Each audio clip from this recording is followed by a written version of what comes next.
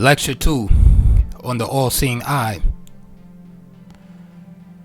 That sacred place where 3 in 1 comprise that comprehensive name, and where the bright meridian sun was soon that glory to proclaim. That watchful eye, a length of time, the wondrous circle did attend. The glory and the power be thine, which shall from age to age descend. Dunkerley. May the sublime idea that thou walkest before the eyes of the Omnipresent strengthen and support thee. Masonic exhortations from the German. When we look around on the wonderful works of God as displayed in the formation of this globe which we inhabit, when we extend our view to the immense arch of heaven, and behold the amazing orbs of light burning with perpetual refulgence, and illuminating every part of the vast and boundless expanse, when we contemplate the wonderful productions of nature, from the stupendous ocean to its minutest inhabitants, from the majestic lion that prowls in the desert to the most insignificant reptile that hides its diminutive form beneath the surface of the earth, we can scarcely resist the impression which such an employment will naturally produce in the mind, that the origin of these mighty phenomena, which exhibit such a wonderful mechanism in their structure and such a regularity in their motions, must have been the work of an invisible and all-powerful architect. Do we inquire how came the human frame by all these mysterious properties which sustain and preserve its uniformity of action from one generation to another? How came by the reasoning faculty which elevates him so much above the level of the animal creation? This could not be merely fortuitous, for accident seldom produces two inanimate forms that bear any degree of resemblance to each other, and the human body, so complicated, so uniform, so perfect in all its parts and faculties, could least of all be the effect of chance, and therefore must be the work of some superior being. And he who could form the wonderful machine and furnish it with reason must be divine. The existence and truth of this omnipresent being are the first steps of masonry and ought to be the principal objects of our contemplation. As Masons, we are directed to remember that wherever we are or whatever we are about to do, his all-seeing eye observes us. And whilst we continue to act in conformity with the established usages and customs of our order, we are under an obligation to discharge every moral and social duty with fervency and zeal. The emblem now before us, if rightly considered, is of infinite importance both to our present and future welfare. It encourages and enforces an habitual obedience to those moral precepts which form the beauty and excellence of our system, and impresses the mind with an awful sense of the perpetual inspection and scrutiny, which every thought, word, and action must inevitably sustain from an infinitely good and perfect being. The all-seeing eye of God is everywhere present. He is equally in the large room and in the closet, in the broad expanse of heaven and in the secret recesses of caverns, vaults, and dungeons. He observes every action, he hears every address, whether of sacred prayer or of impious blasphemy.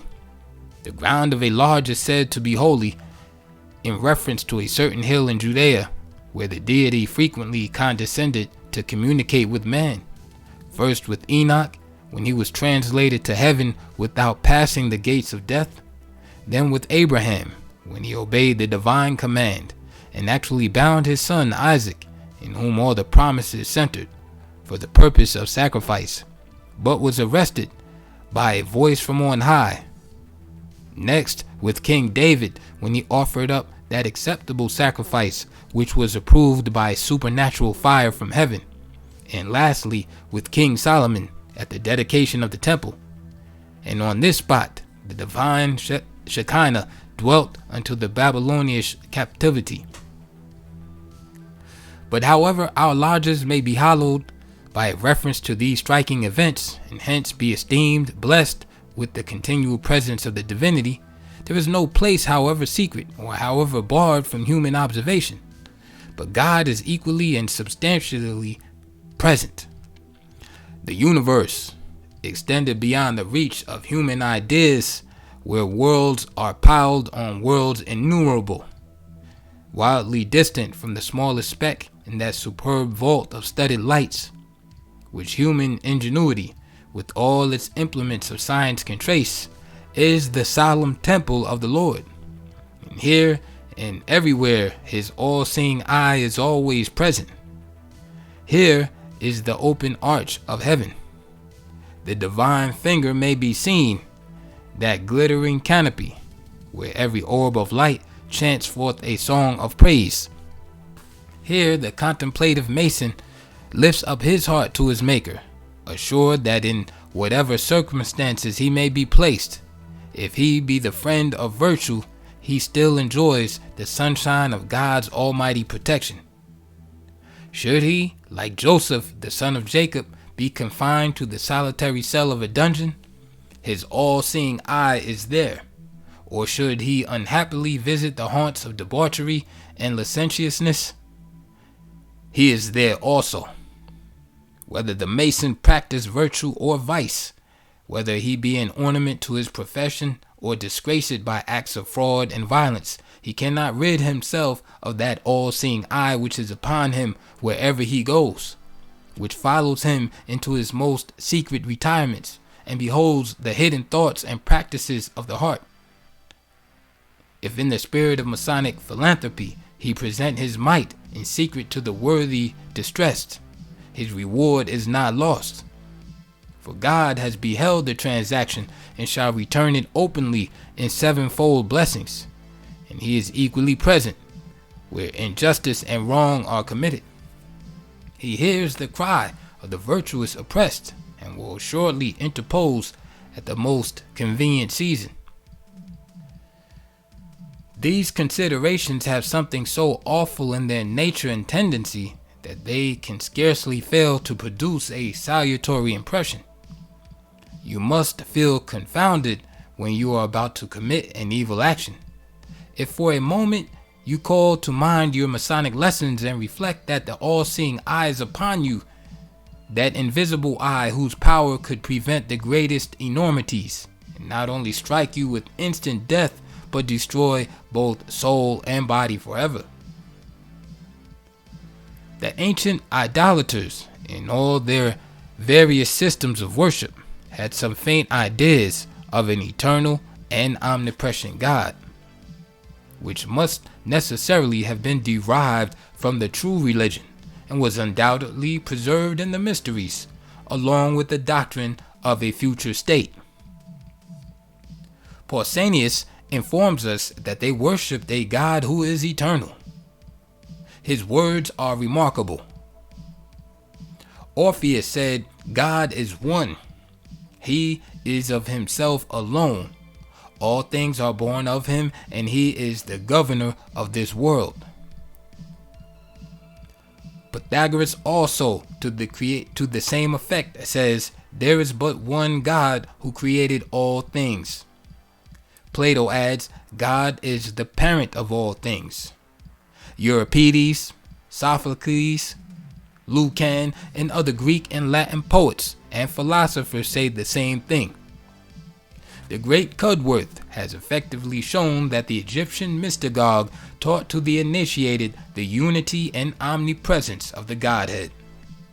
The altar at Athens is an indirect testimony to the same truth. For amongst the numerous deities with which their pantheon was crowded, they believed in one superior God of whose precise nature and properties they publicly professed their utter ignorance. Although they admitted his eternity, omnipotence and omnipresence. But we are furnished with unquestionable evidence that notwithstanding their professions, they did actually know something of the true and only God. The inspired writings inform us that the deity was known in idolatrous nations under his own proper and significant appellation of Jehovah. St. Paul says that they knew God, though they glorified him not as God. Neither were thankful, but worshipped the creature rather than the Creator. And God himself tells us that they possessed the tetragrammaton, tetractys, or sacred name, which among the Jews was Yah. For he says, from the rising of the sun, even unto the going down of the same, my name shall be, or is, according to the translation of Cudworth, great among the Gentiles. And they superstitiously believed that his name was of such sovereign efficacy as to enable the possessor to cure diseases, work miracles, and foretell future events. One of the uncanonical books of our scriptures asserts that the heathen gave this great and incommunicable name to their idols. They considered the chief god as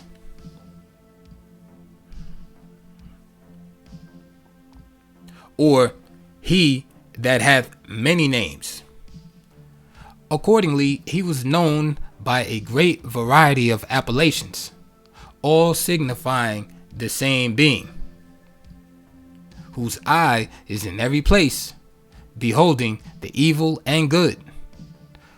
For the numerous tribe of inferior gods were merely worshipped as mediators. Thus, Hesiod says, there are 30,000 deities inhabiting the earth, who are subjects to Jupiter and guardians of men. The great name of the deity, which is termed by Josephus incommunicable, is said to be preserved in the system of Freemasonry. Calmet observes, when we pronounce Jehovah, we follow the crowd, for we do not know distinctly the manner wherein this proper and incommunicable name of God should be pronounced, which is written with Yod He Vav He, and comes from the verb Haya, he has been. The ancients have expressed it differently. St. Chantheon writes, Jivo, Diodorus the Sicilian, Macrobius, St. Clemens Alexandrinus, St. Jerome and Origen pronounced Ao, Epiphanius, Theodoret, and the Samaritans, Job or Jave. We find likewise in ancients Jaho, Javo, Jao, Jaud. Louis Capellus is for Javo, Drusius for Jave, Mercer for Jehovah, Hattinger for Java. The Moors call their god Juba, whom some believe to be the same as Jehovah. The Latins, in all probability, took their Jovis or Jovis Pater from Jehovah. It is certain that the four letters which we pronounce Jehovah may likewise be expressed by Javo, Jaho, Jaon, Javo, Yahweh, Yava, etc., and that the ancient Hebrews were not unacquainted with the pronunciation of it, since they recited it in their prayers and in the reading of their sacred books. But the Jews, after the captivity of Babylon, out of an excessive and superstitious respect for this holy name, left off the custom of pronouncing it and forgot the true pronunciation of it. The Tetragrammaton was preserved and transmitted by the Essenes. It was always communicated in a whisper, and under such a disguised form, that while its component parts were universally known, the connected whole was an incommunicable mystery. They used in common with the whole Jewish nation the ancient and significant symbol by which this name was designated, viz. 3 yods, with the point Kametz placed underneath them. Thus,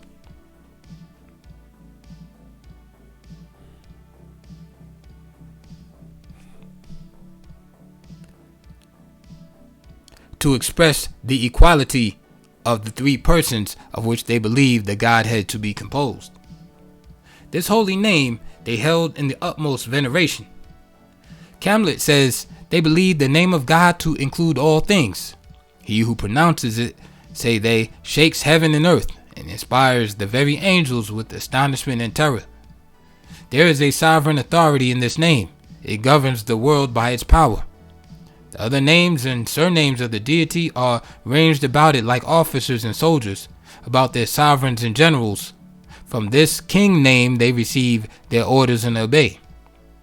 Another celebrated symbol of this august name was the disposal of the 3 points in a radiated form, so as to represent an imperial diadem.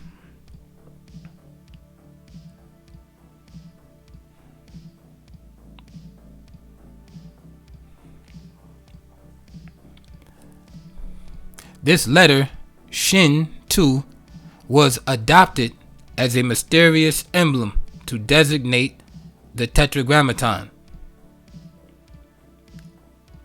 and hence this letter was supposed to comprehend many valuable qualities.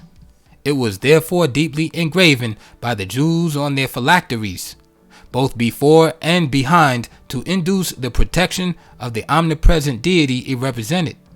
Another symbol was an equilateral triangle, illuminated with a single yod.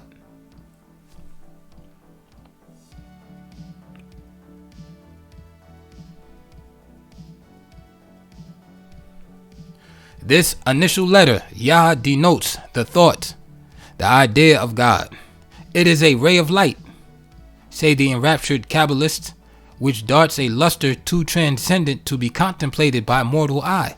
It is a point at which thought pauses, and imagination itself grows giddy and confounded. Man, says M. Busnaji, citing the rabbis, may fully roll his thoughts from one end of heaven to the other, but they cannot approach that inaccessible light, that primitive existence contained in the letter Yod. The chief varieties of this sacred name amongst the inhabitants of different nations were Yah and Bel or Baal, and An or Am. The first of these, as we have just seen, had many fluctuations. Jupiter, Yov, Evohe were but corruptions of Jah or Jehovah. Io was pronounced by the oracle of Apollo to be the first and greatest of the deities. The name of Jupiter, Sabazius, as Seldom justly remarks, is clearly derived from Jehovah Sabaoth, a term perpetually applied to the Most High in the page of Revelation, and that the celebrated Tetragrammaton, the incommunicable name, was well known to the Greeks, appears abundantly from the writings of Clement, Alexandrinus, and Diodorus Siculus. The Tetragrammaton is said to have been the password amongst the Egyptians to the secret chambers of initiation. Among the Appalachites of Florida, the priests of the sun were called by the remarkable name of Javas, which was also the name of the deity. The modern Jews say that this word was engraven on the rod of Moses, and thus he was enabled to work his miracles. And they add that Jesus Christ stole the same word out of the temple and inserted it in his thigh, between the skin and the flesh, and by its sovereign potency performed all his wonders in Judea. The compounds of the second name, Bel, are of great variety. Bel-Us was used by the Chaldeans, and the deity was known amongst the ancient Celts by the name of Bel or Belenius, which title by the modern authors is identified with Apollo. The primitive name of Britain was Velians, the island of Bel, and the fires lighted up on May Day were in the honor of this deity and called Bel's Fire. The inhabitants made use of a word known only to themselves, to express the unutterable name of the deity, of which the letters O, I, W were a sacred symbol. In this, they resembled the Jews who always said Adonai when the name of Jehovah occurred.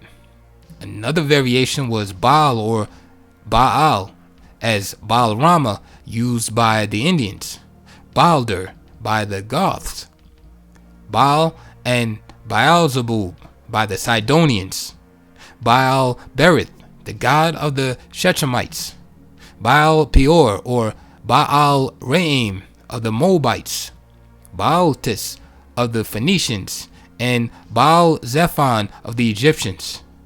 Baal was the most ancient god of the Canaanites and was referred to the sun. Manasseh raised altars to this deity and worshipped him in all the pomp and heathen superstition, and when these altars were destroyed by Josiah, the worship of Baal is identified with that of the sun. The third variation was On. Under this appellation, the deity was worshipped by the Egyptians, and they professed to believe that he was eternal and the fountain of light and life. But according to their gross conceptions, being necessarily visible, the sun was adored as his representative and was most probably the same as Osiris. They knew the general purport of the name and little more.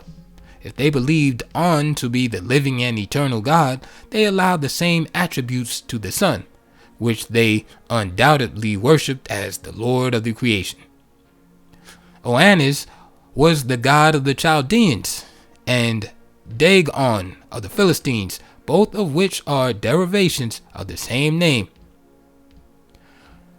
On was evidently the same deity as the Hebrew Jehovah, and was introduced among the Greeks by Plato, who acknowledges his eternity and incomprehensibility in these remarkable words: "Tell me of the God On, which is and never knew beginning." And the same name was used by the early Christians for the true God, for St. John in the Apocalypse has this expression: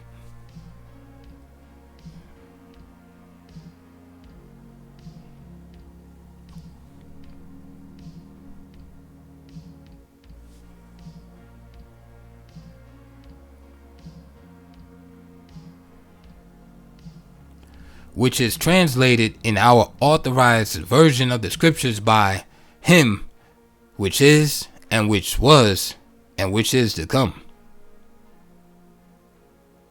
The same word, with a small variation, was one of the names of the supreme deity in India, and the devout meditation on it was considered capable of conveying the highest degree of perfection. In the ordinances of Menu, we are informed how the sacred word was pronounced. Brahma milked out, as it were, from the three Vedas, the letter A, the letter U, and the letter M, which form by their coalition the trilateral monosyllable, together with three mysterious words, Bur, Burva, Swar, or earth, sky, heaven. These three letters, which are pronounced refer to the deity in his triple capacity of creator, preserver, and destroyer. The method of using it is given in the same code. 3 suppressions of breath, made according to the divine rule, accompanied with the triverbal phrase Bur Bhuvashwa, and the triliteral symbol Om may be considered as the highest devotion of a Brahmin. Mr. Colebrook informs us that a Brahmana, beginning and ending a lecture of the Veda or the recital of any holy strain, must always pronounce to himself the syllable Om, for unless the syllable Om precede his learning will slip away from him, and unless it follow, nothing will be retained, or that syllable being prefixed to the several names of worlds or manifestations of the power signified by that syllable. From what has been said, we may reasonably infer that together with the name the idolaters preserved in their mysteries some indistinct knowledge of the Godhead, derived from the true system which preceded them, and accompanied with an acknowledgement that he possessed the attribute of omnipresence, the symbol of which was the same as that used in the science of Freemasonry, vis-a-vis an eye, which was said to be equally in every place, for the purpose of taking a strict and impartial cognizance of human actions. Fix your eyes then on that part of the lodge where this expressive emblem is delineated. It will remind you that the deity is watching over us and will weigh in the balance of truth every action, every word, every thought. As Masons, you are fully impressed with this important consideration because it is fundamental to the science you profess. It is inculcated upon you in all our illustrations and can never be banished from your recollection. You are conscious of the presence of that great and glorious being. You are conscious that at this very moment he is employed in examining your hearts. They are open to his inspection. But are they pure? Are they impressed with the never-failing virtues of faith, hope, and charity? Are they the abode of temperance, fortitude, prudence, and justice? Those splendid cardinal virtues by which your Masonry professes to be distinguished. Does brotherly love burn brightly there? Do they prompt you to exercise the first, best gift of heaven to your destitute brethren, relief? And does truth hold her seat in your bosoms? If you are Masons in reality, Masons in the strictest acceptance of your term, your hearts are the seat of every moral and social virtue, and will not shrink from the close inspection of the all-seeing eye of God. But we cannot emulate absolute perfection, and therefore our hearts neither are nor perhaps should be the abode of celestial purity, unalloyed by human weakness or hereditary contamination. Hence, whether as Masons or as men, we cannot but entertain some feelings of dread under the reflection that we are subjected to the constant and perpetual superintendence of the all-seeing eye. And this is not a sensation either improper or peculiar to ourselves. The best and most virtuous Masons the world ever produced, as well as wicked men, have entertained the same feelings. When Adam fell from his primitive state of innocence in the first agitation of remorse, he attempted to hide himself from the presence of God, because he dreaded the consequences of his fearful inspection. Cain heard his tremendous voice and shrunk himself into terror with terror. Jacob saw the Lord in a vision, and when he awoke from his sleep, he was afraid and said, "How dreadful is this place! This is none other but the house of God and the gate of heaven." Moses, under the impression of God's presence, trembled exceedingly and confessed his very great apprehension. David was horribly afraid under similar circumstances, and many instances occur of individuals being struck with instant death for their presumption in the immediate presence of God. Uzzah but touched the ark of the covenant, over which the Lord dwelt, and was struck down in a moment. And the Almighty smote and slew 50,000 men on Beth Shesh, because they irreverently looked into the ark. These instances are amply sufficient to convince you, not merely of the universal presence of the deity, but of his decided abhorrence of all impurity and carelessness of living. Therefore, as Masons, you are willing to be the objects of his fatherly superintendence. Let these reflections accompany all your labors, all your recreations, and when the business of the day is about to be closed, let us with all humility and reverence return our grateful acknowledgments to the great architect of the universe for favors already received, and supplicate his support on our endeavors to adjourn and cement our lives and actions with every moral and social virtue.